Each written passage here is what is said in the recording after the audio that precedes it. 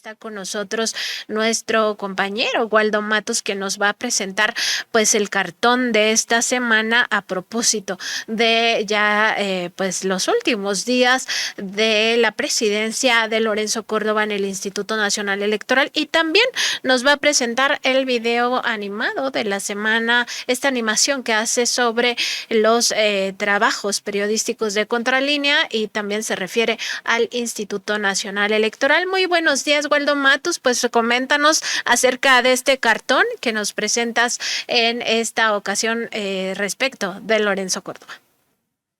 Buenos días, Nancy, buenos días al auditorio. Sí, el cartón de hoy efectivamente trata acerca de pues este personaje que en lo personal considero que ya está muy deteriorado en su imagen. Ya es un personaje que resulta incómodo. De hecho, desde hace tiempo la actitud de él como político ya venía siendo degradante en función de lo que nosotros como ciudadanos creemos que debería ser la política, y sobre todo tratándose del presidente de un órgano tan relevante como sería el Instituto Electoral. Eh, y bueno, hace poco tiempo hemos visto episodios en los que Lorenzo Córdoba ha seguido haciendo alarde de su prepotencia, de su arrogancia, de una falsa superioridad intelectual que trata de asumir y de eh, darle a distintos actores políticos con tal de humillarlos.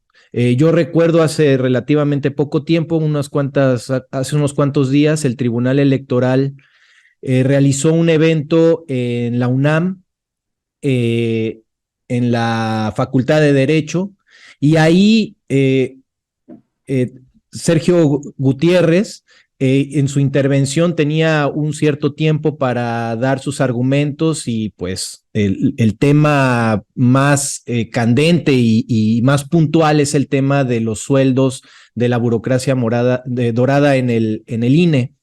Y, y le dieron 7 minutos exactitos, y cuando fue el turno de Lorenzo Córdoba, fueron mucho más de 7 minutos, y ahí se aprovechó para hacer toda la suerte de gesticulaciones, de comentarios humillantes, ¿no? En relación con que si no habían leído la Constitución, que si no sabían de lo que estaban hablando, y todo además con el aplauso de la gente que estaba ahí presente.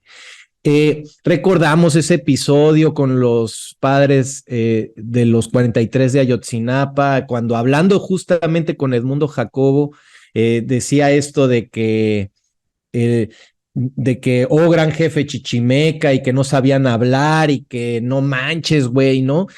Todas esas actitudes que ha tenido a lo largo del tiempo Lorenzo Córdoba, creo que lo vinieron desgastando terriblemente, y justo lo que plasmo en el cartón es que, digamos, estas caras que se las ha pasado haciendo a lo largo de su gestión, pues nos han salido muy caras, no solo en cuanto a lo económico, que por supuesto está ahí el hecho de que el Instituto Electoral no, le ha salido muy caro a México, que es uno de los institutos más caros del mundo, si no es que el más caro del mundo. Y pues eso no tiene sentido. Pero además, me parece que sale muy caro el tener que soportar como sociedad a políticos de la calaña de Lorenzo Córdoba y de Ciro Murayama, y los mencionamos a ellos siempre porque son los más protagonistas, son los que están desfilando en todos los medios de comunicación hegemónicos, y siempre lanzando mensajes políticos que no tienen nada que ver con la actitud de un árbitro imparcial. Entonces, pues básicamente eso es lo que trato de mostrar en el cartón, que lo caro no es solamente el instituto, sino la actitud de quien dentro de poco va a dejar de ser presidente del instituto. Y también, Waldo, pues sin duda lo caro es el hecho de que tengamos un árbitro, como tú decías, que no es imparcial. Es decir, el INE, como el propio Lorenzo Córdoba, han tomado un bando y ese bando, pues es el de seguir con esta mafia que estuvo incrustada en el poder. Son instituciones donde sigue esta mafia corrupta, pero además, sobre todo, dominada por el poder económico, porque este poder económico es el que nos impone este tipo de autoridades. Y hay que recordar que a estos consejeros, consejeras que se encuentran en el Instituto Nacional Electoral, pues llegaban a estos puestos por pactos, sobre todo entre el PRI y el PAN, y a ellos obedecen. Y también esto me parece muy importante lo que tú mencionas, de recordar que es un personaje clasista, racista, incluso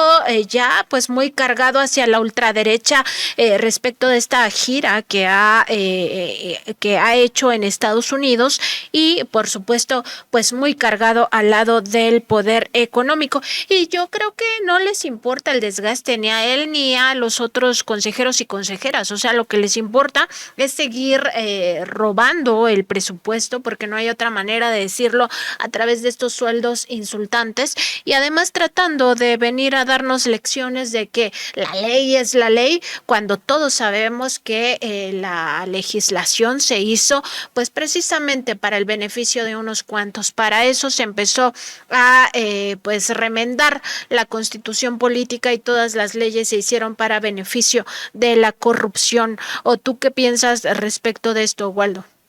Sí, estoy completamente de acuerdo y creo que estos funcionarios lo que nos están pretendiendo o lo que pretendieron transmitir es que la democracia tenía que darse en los términos que ellos sugerían, que ellos pretendían.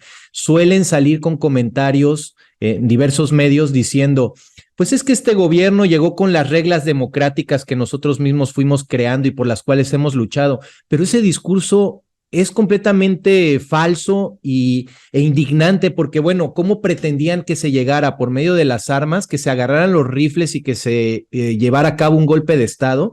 O sea, se tomaron las reglas que habían y con esas se llegó y con esas reglas fue con las que la gente votó, pero pues evidentemente hay cosas que se tienen que corregir y ellos están en la intención de no mover un ápice de lo que ha venido siendo la democracia hasta el día de hoy.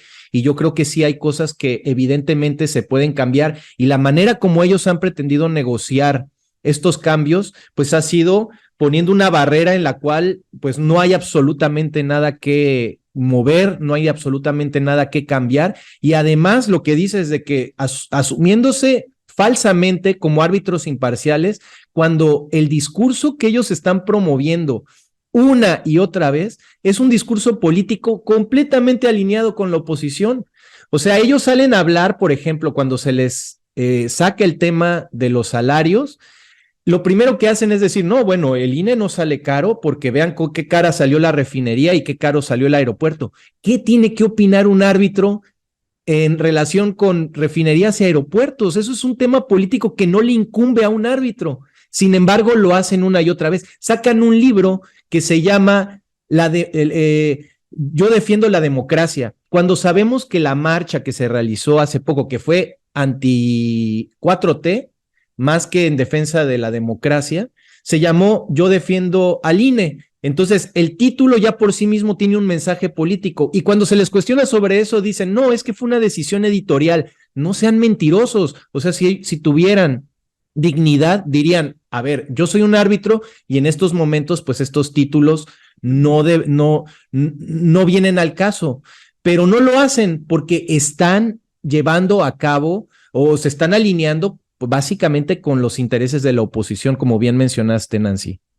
Totalmente de acuerdo, y también recordar que en el caso de Ciro Murayama pues hasta tuiteó esta frase de que no existe el pueblo, porque hasta eso quieren quitarnos el concepto de la colectividad y de que las luchas tienen que ser colectivas. ¿Desde cuándo se nos ha impuesto la idea de que es de una forma individual como se puede salir adelante, de una forma individual como se debe de luchar, por ejemplo, contra el cambio climático, cuando es exactamente lo contrario? Es desde lo colectivo como se puede, primero, ya en un ámbito mucho más extenso, salvar al planeta, y en otro, pues luchar por nuestros derechos, y también recordar esta última parte, esta última reflexión que hacía yo en otro programa respecto de que pues nunca se van a conciliar los intereses de esta clase dominante, de los dueños de los medios de producción y de sus lacayos, como sería el caso de los consejeros electorales, que solo son lacayos de los grupos económicos, de los grupos de poder económico, con los intereses de la colectividad. Ellos siempre van a querer seguir acumulando la riqueza a costa de la desgracia personal, o de la desgracia de los muchos, siempre acumulando en unos pocos. Y Waldo, hoy nos presentas también este pues video animado de un tema que tiene que ver con el Instituto Nacional Electoral.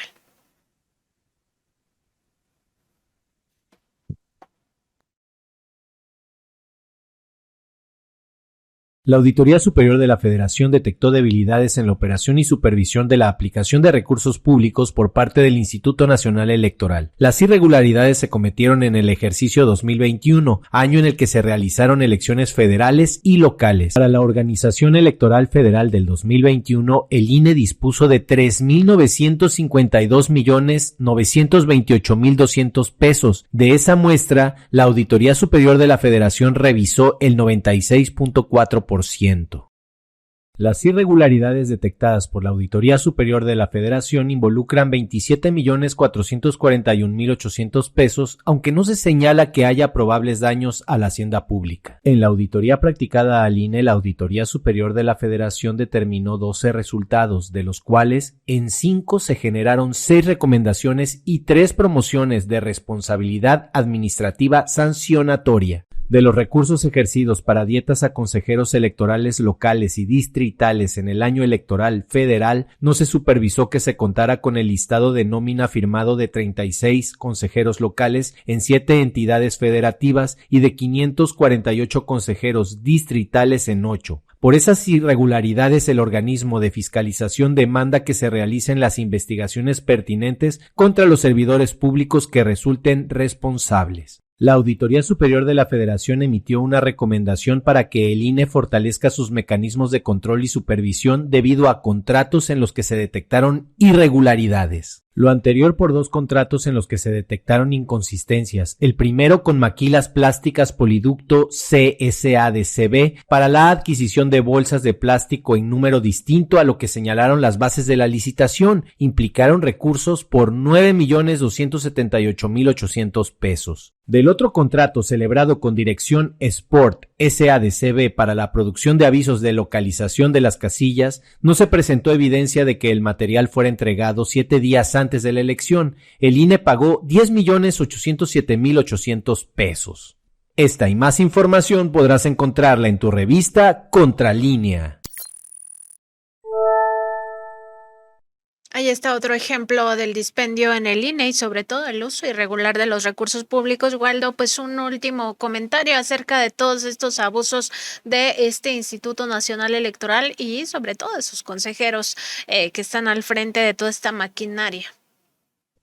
Sí, pues el hecho de que efectivamente el INE se ha convertido en una burocracia muy obesa, y en la cual llama la atención que les ofenda que se busque adelgazar este cuerpo burocrático, y todos estos problemas económicos, financieros y de irregularidades, pues tienen que ver con lo mismo. Ahí tenemos el ejemplo de consejeros locales y distritales que no se sabe a ciencia cierta cuánto dinero están recibiendo y que también forman parte de esta misma burocracia dorada, y que en el debate no están queriendo incluir el tema. O sea, eso es lo que a mí me llama enormemente la atención, que cuando se toca el tema se salen por la tangente, empiezan a hacer las caras que ya vimos en el cartón y no se profundiza en un tema que vale la pena estar retomando constantemente, aunque les moleste y aunque les incomode. Y así vamos a continuar aquí en Contralínea y también con tus cartones, Waldo, pues nos da mucho gusto saludarte como cada viernes, pero también que nos presentes este material que nos invita a la reflexión. Muchas gracias, Waldo, que pases un bonito día y también un buen fin de semana. Igualmente, Nancy, y al auditorio también, buen día y hasta pronto.